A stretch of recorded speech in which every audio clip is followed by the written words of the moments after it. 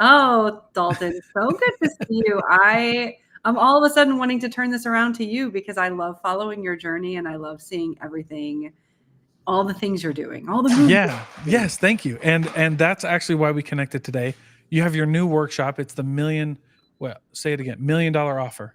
$1 million offer challenge. Yep. $1 million offer challenge. Ooh. So break this down for me real quick. Because I've always been curious about challenges. I've been in like the sales training space, and I've had a few people go like, you should do a challenge, but I've never really understood what that is or what that entails. Like, break down what a challenge is. Yeah, great question. It's either a 5-day event or a 4-hour event. And the one on July 17th is going to be 4 hours, which I get it. It sounds like a lot. That just sounds like a lot. But the idea is you get together with a bunch of people and you learn new skills and strategies to up level your business. And it's longer than a 1-hour webinar because in a webinar you don't have enough time to teach all of the strategies and the tactics. Yeah. Yeah. Well, and webinars I feel like have been, what is it bad to say that they're kind of played out? Like, No. I don't know. The whole funnel thing has been, and I heard, maybe I can get your opinion on this, because I do workshops and they get better attendance and like engagement than like a pre-recorded webinar. Yeah. But I heard once that like TikTok kind of killed the funnel as far as like webinars and stuff like that. Well, here's my take on it. My true take. Webinars are corporate. Oh, well, yeah. Yeah. So you're thinking of like a VSL, because that's what you said, a pre-recorded webinar. Yes. And so I love live events. I love interacting with the people who are there. Like, I love saying, like, drop your LinkedIn URL in the chat. Eventually, Russell Brunson says, do something every week for a year and then automate it. So cool, Russell, I got you. Like, next year, maybe some part of my system will be automated in a webinar VSL, right? Yeah. But typically, I think you call it potato, a workshop, a masterclass, a challenge, like same. Right.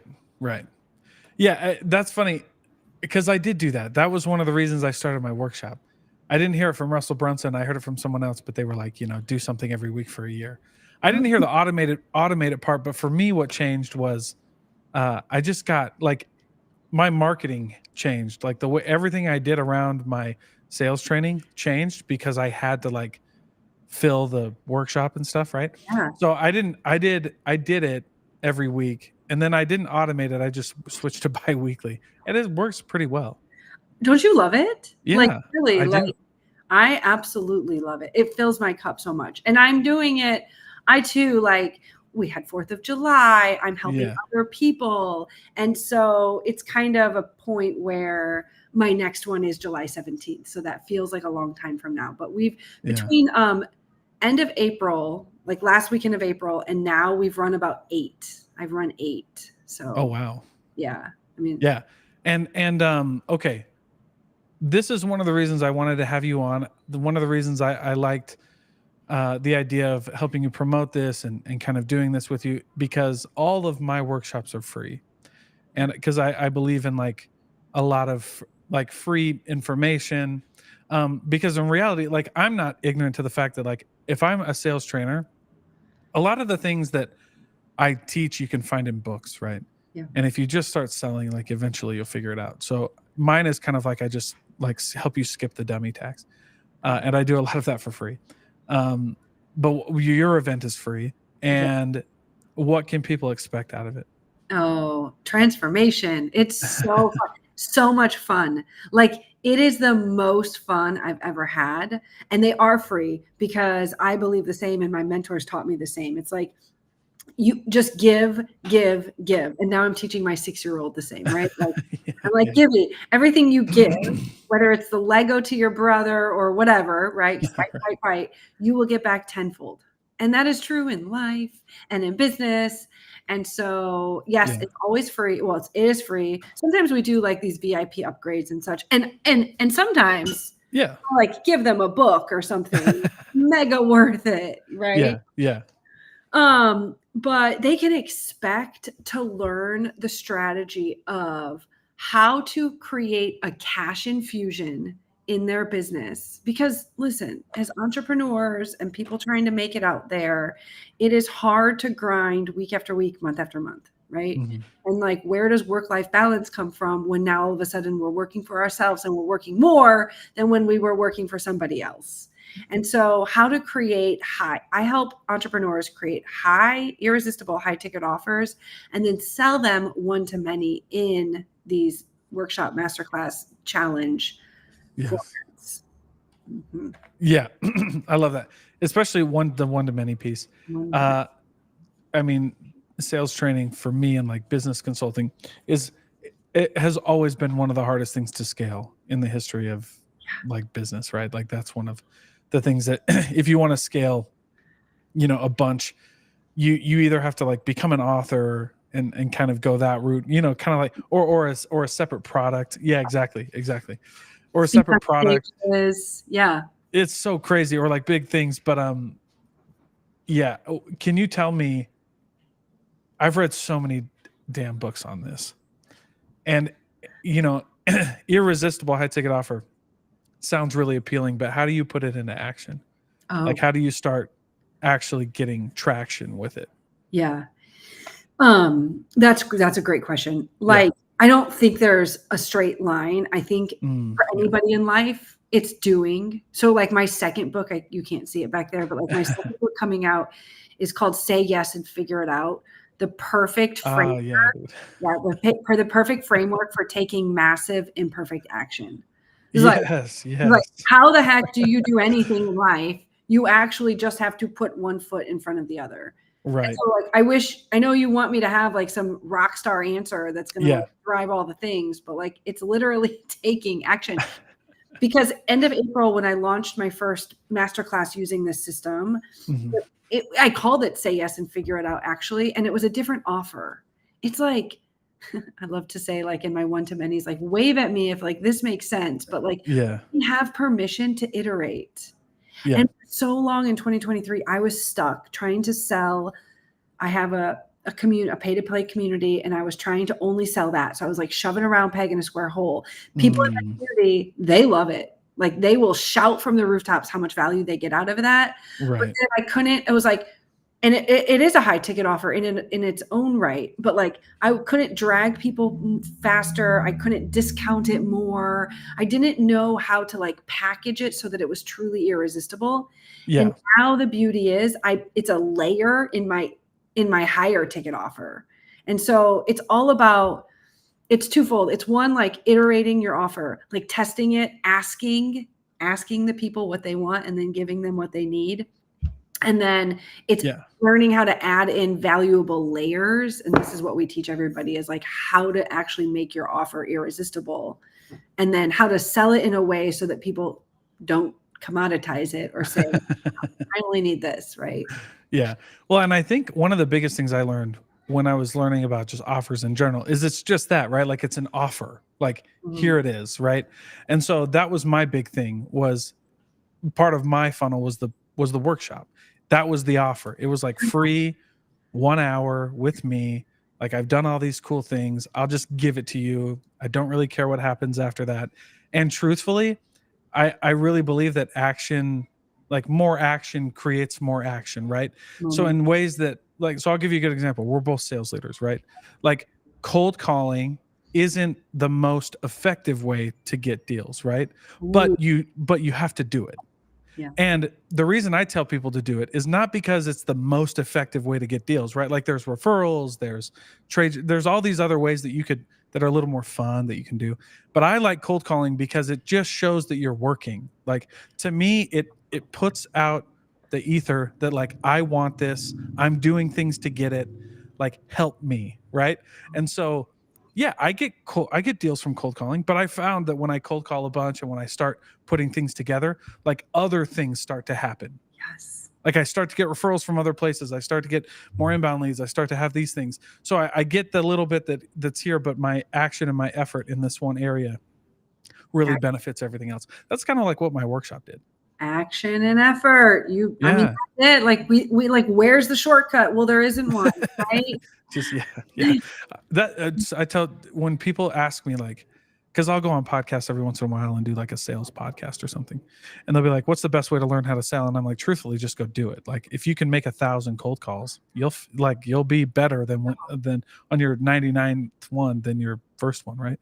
I know. And then there's all types of strategies, and there's like seller's mindset, and there's like, Right, and then you start, yeah. like, But when you start it, you're like, oh, how do I make this better? Oh, I learned this thing. Oh, how do I make that better? Like, oh, I'll read this book. Like, you just start figuring it out, right? And so I love your say yes to figure it out. Let me change my frame. There it is. See, you see it now. Say yes. Oh, there you go. Yes. Because I love it. That was kind of my philosophy, right? I think there's a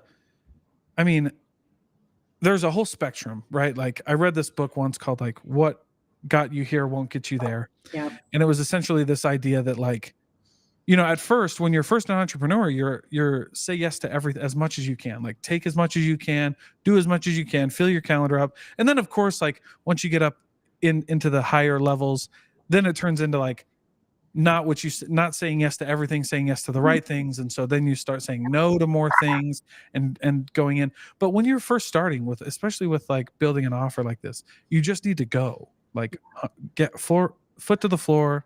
Yeah. All gas, no brakes, like go, and then you can figure it out, right? And then you'll start figuring out. Is that the premise of the book? Yeah. Kind of, or all right. I got you. Well, it's ironically, it's coming out in September of this year. Well, it's coming out in Q4 of this year. Yeah. But yeah, there's I'm doing stories and testimonials in the book. And there will be a chapter about saying no, because you got to say no to things in order to say yes for things. And it's also just really built on this concept that, like, within the realm, like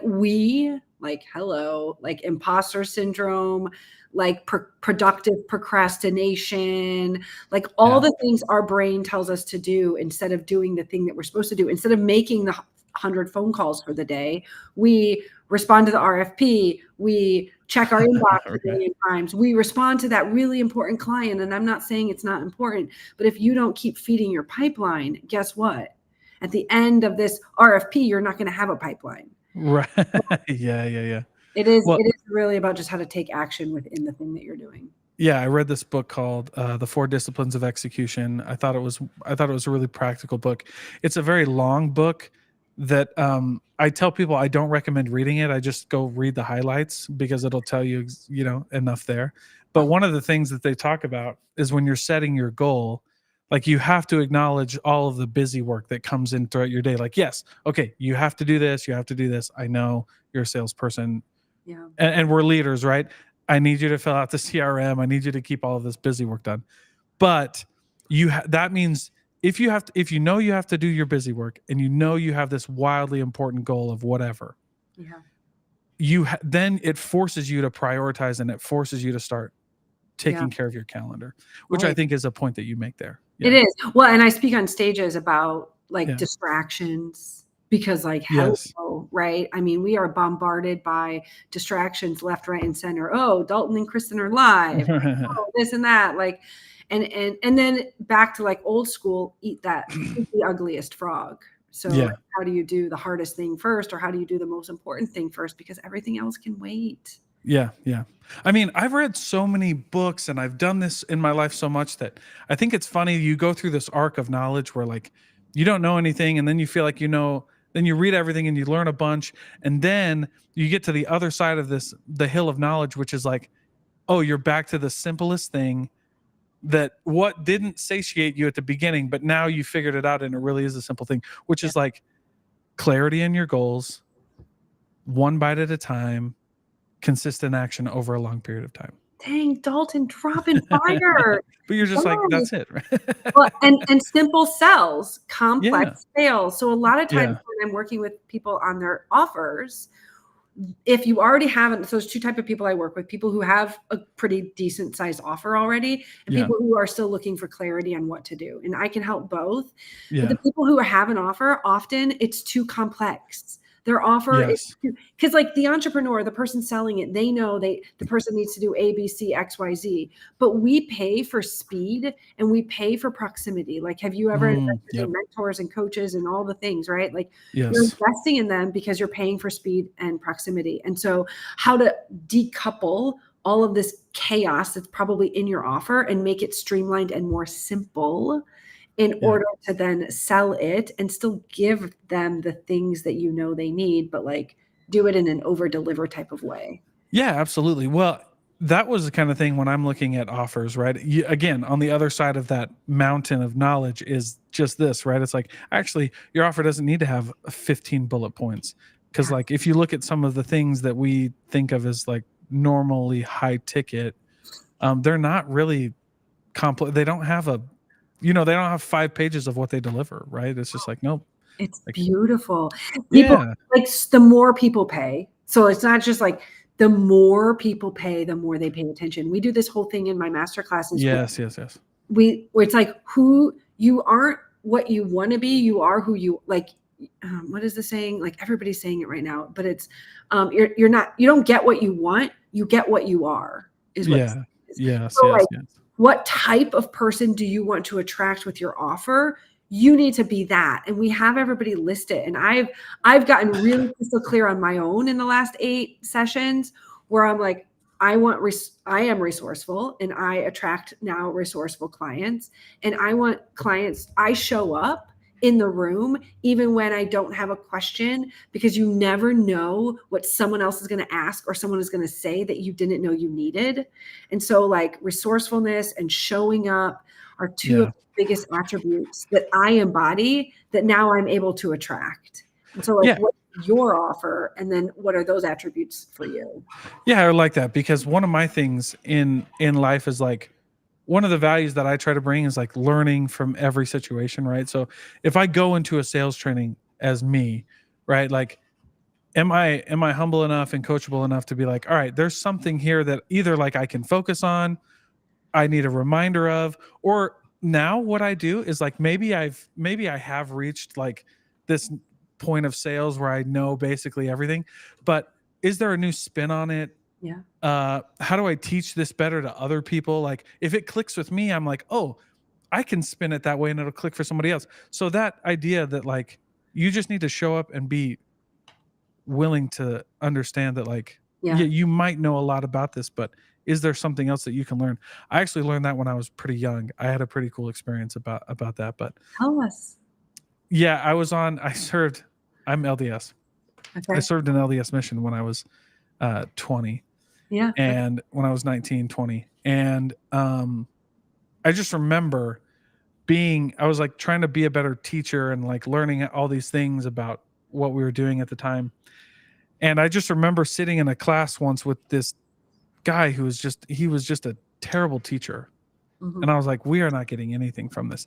And then I was just like, well, what can I learn? And what was funny was everything that he was doing, I was like, oh my gosh, this is notes on like, and no shade on this guy. I won't mention any identifying factors, but like what I was learning was like what I should be doing. It was a great little masterclass of like, oh, he's not asking enough questions. Oh, that's what I need to do. Like, oh, he's not telling any stories, making this relatable. Oh, that's what I need to do. Right. And I was like learning these things. And so I was like, yeah, you can sit through something. And if you're willing to learn and willing to like be open, right? Yeah. Coachability, because the word you said earlier was coachability. It's the number one word that comes up in the master classes of people, because are we like our ego, we have to get our ego out of the way, and like there's always something else to learn. And I love this story because sometimes it's the opposite, like what not to do. Yeah, exactly. Oh yeah. And I think that's fair, right? Like if it was a very enlightening experience for me. I've never forgotten it. Now, whenever I go into a room, I'm looking for new knowledge. I'm looking for ways I can be better. I'm looking for different ways I can, like, I'll buy a sales book. Like the other day I bought a sales book from Barnes and Noble. It was called Sales 101. Uh-huh. And I was like, oh, you know what? I'll just read it, because this person, whoever wrote this, spent tens of thousands of dollars on a copywriter to help them write this book. And I remember diving in and just being like, oh my gosh, dude, this is one of the worst sales books I've ever read in my life. But I was like, but I'm reading through it like, oh, but like that's crazy that this is like a bestseller and they wrote it like this. Maybe I should just be clearer and simpler, right? And I'm like, all right.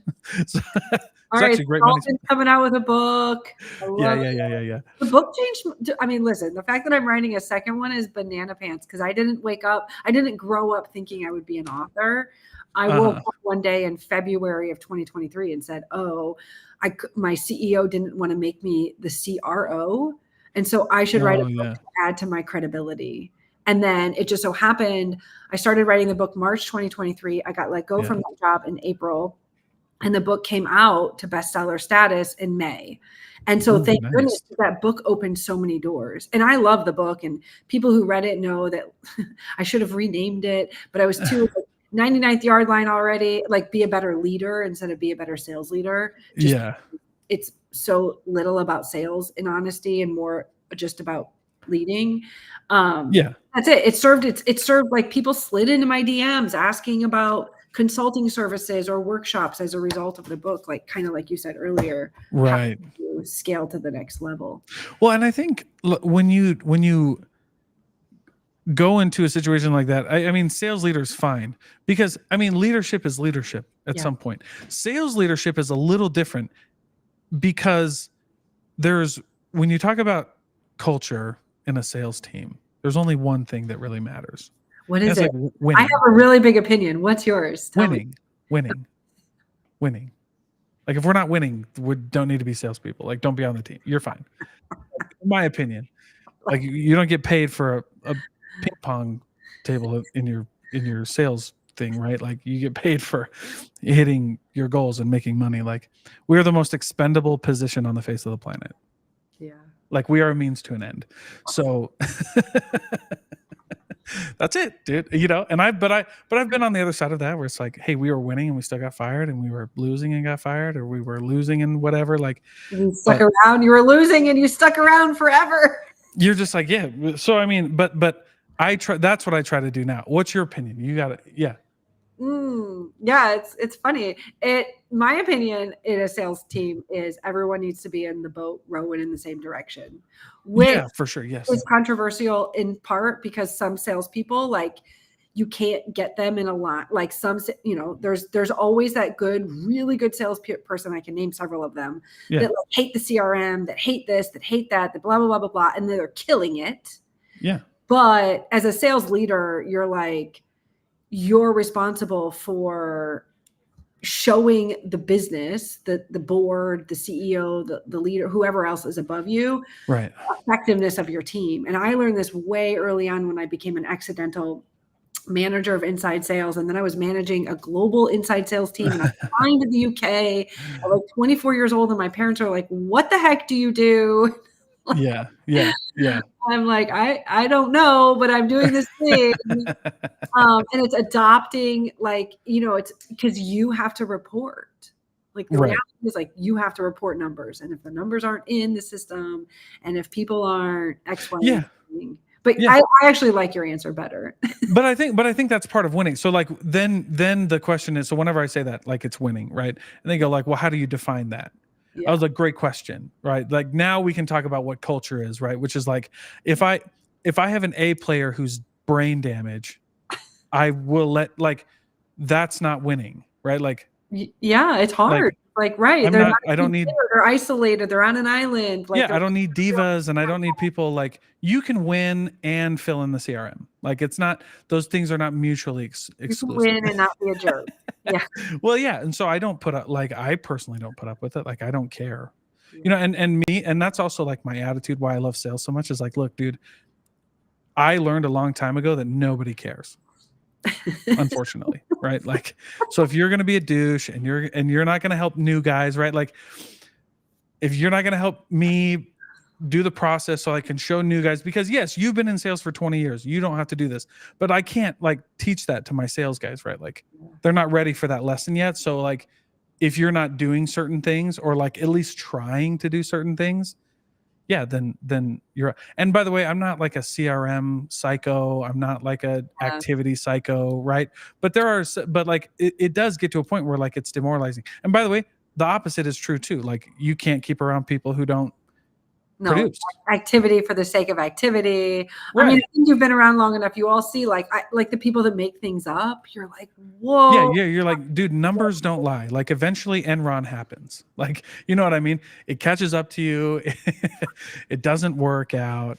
So yeah, I'm not like I'm a results guy first. So like if you're getting results, we can figure out the rest of it.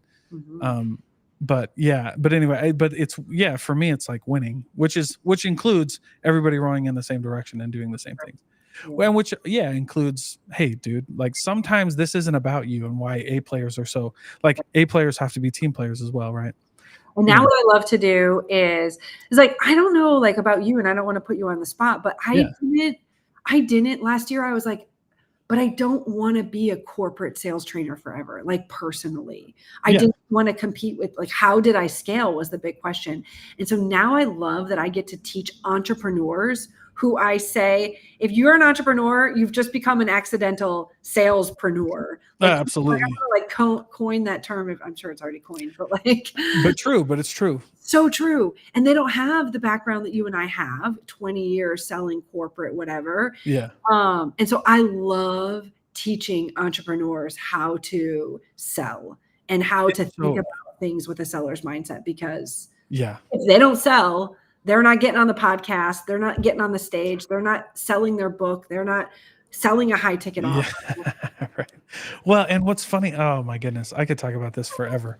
And I'll wrap, but what's funny is like I also hear people like, oh, I'll just like build it and sell it, and I'm like, okay, yep, all right.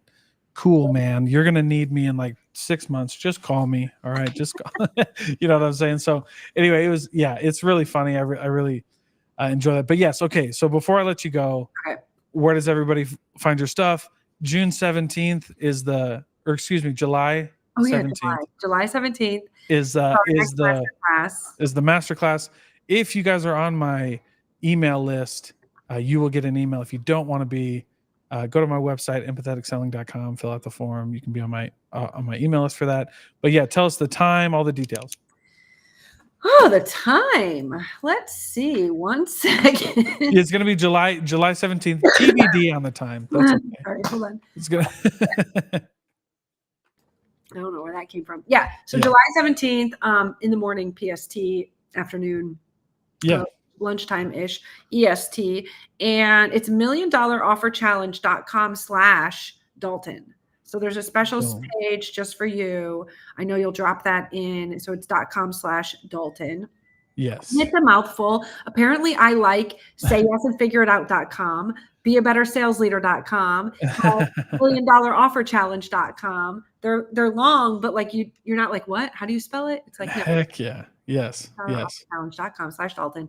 And yeah, so if you follow Dalton, sign up through his link, and we're gonna have a really good time. If you thought this was fun, the time in those events just flies, and it's so fun. Boom. Boom.